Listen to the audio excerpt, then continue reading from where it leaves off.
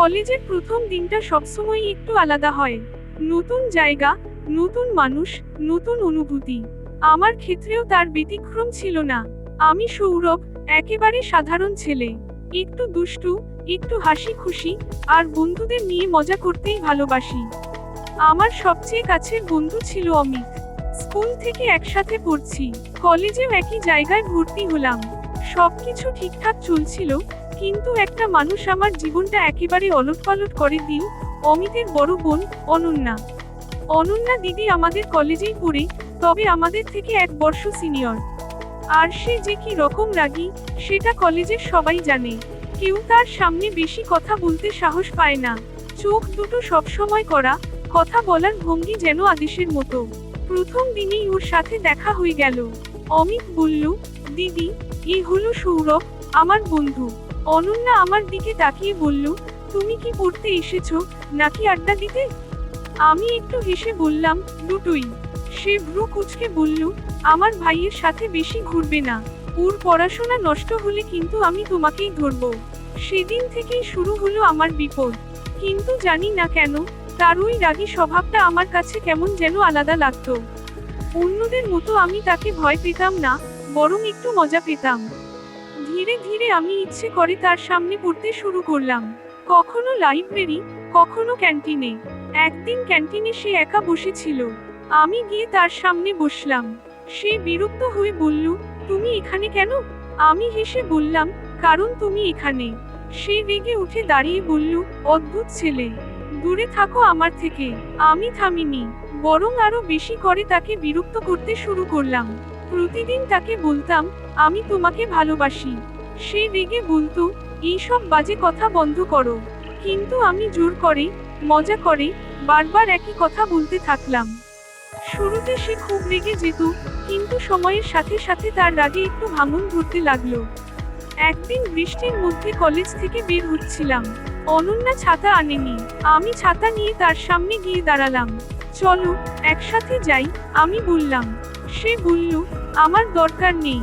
আমি জোর করে তার পাশে দাঁড়িয়ে বললাম, তোমার না লাগলেও আমার লাগে। আমি তোমার সাথে যেতে চাই।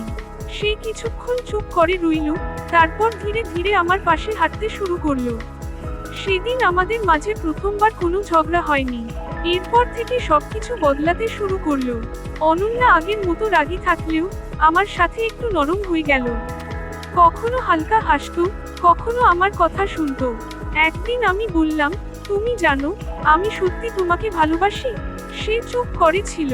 তুমি এত জোর করে ভালোবাসো কেন? সে ধীরে জিজ্ঞেস করলো। আমি বললাম, কারণ আমি জানি, তোমার রাগের ভেতর একটা খুব ভালো মানুষ লুকিয়ে আছে। তার চোখে তখন এক অদ্ভুত অনুভূতি। সেদিনই সে প্রথমবার বলেছিল, আমি ভয় পাই ভালোবাসতে। আমি তার হাত ধরে বলেছিলাম, আমি আছি, ভয় পেও না। সেই মুহূর্ত থেকেই আমাদের সম্পর্ক বদলে গেল। অনন্যা ধীরে ধীরে আমার ভালোবাসা মেনে নিল। তার রাগ কমে গেল না, কিন্তু সেই রাগের মধ্যে ভালোবাসা মিশে গেল। আমরা একসাথে সময় কাটাতে লাগলাম। কলেজের করিডোর, লাইব্রেরি, ক্যান্টিন, সব জায়গায় আমাদের গল্প জমে উঠল। কিন্তু সমস্যাও এলো। অমিত জানতে পেরে খুব রেগে গেল। তুই আমার বোনের সাথে এইসব করছিস?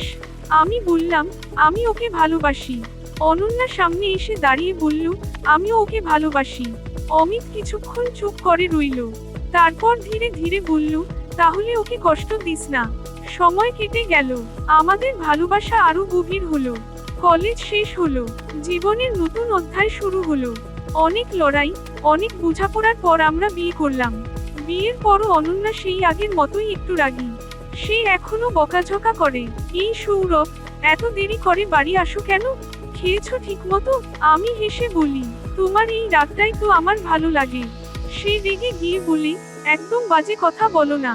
কিন্তু তারপরই হেসে ফেলে। জীবনটা এমনই, কখনো জোর করে শুরু হওয়া ভালোবাসাও একসময় সবচেয়ে সুন্দর হয়ে ওঠে। বন্ধুর রাগী বড় বোন, যে একসময় আমাকে সহ্য করতে পারত না, আজ সেই আমার স্ত্রী, আমার ভালোবাসা, আমার সবকিছু। আর আমি আজও প্রতিদিন তাকে একই কথা বলি, আমি তোমাকে ভালোবাসি।